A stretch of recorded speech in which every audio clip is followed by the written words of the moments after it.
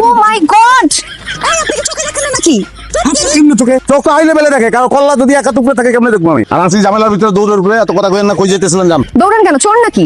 দৌড়াইলে যদি চোর হয় তাহলে তো দুনিয়া সব অ্যাথলেটই চোর। আপনি শুধু দৌড়াবেন কেন? আপনি সাঁতারও কাটেন, আমার কোনো সমস্যা নাই, কিন্তু রাস্তাঘাটে একটা মেয়ের উপরে আপনি এভাবে ঝাঁপায় পড়তে পারেন না। আপনি এমন কোনো সুন্দর না যে আপনার উপরে একদম ঝাঁপায় পড়তে হবে। তার মানে রাস্তাঘাটে সুন্দরী নারী দেখলে আপনি তাদের উপর ঝাঁপায় পড়েন না? এই যে একটা মানুষ না দেখে কিন্তু না বুঝা চরিত্র নিয়ে কথা বলা যায় না। রেকি করেন আমার ব্যাপারে, রেকি করেন। এই এলাকায় একমাত্র আধুনিক ছেলে আমি, আমার নাম হাবলু, সবাইকার ডিজিটাল হাবলু। ডিজিটাল হাবলু একটা মানুষের নাম হতে পারে? মুরগি মাসুদ যদি মানুষের নাম হইতে পারে, রক কাটা শফিক যদি মানুষের নাম হইতে পারে, গাল কাটা জামাল যদি মানুষের নাম হইতে পারে, সেগুলো সমাজ মাইনাও নিতে পারে। এগুলো তো অশ্লীল। ডিজিটাল কোনো অশ্লীল শব্দ না। ডিজিটা বাদ দিয়ে দেন, কাল হাবলু আপনার সাথে ওইটাই বেশি মানায়।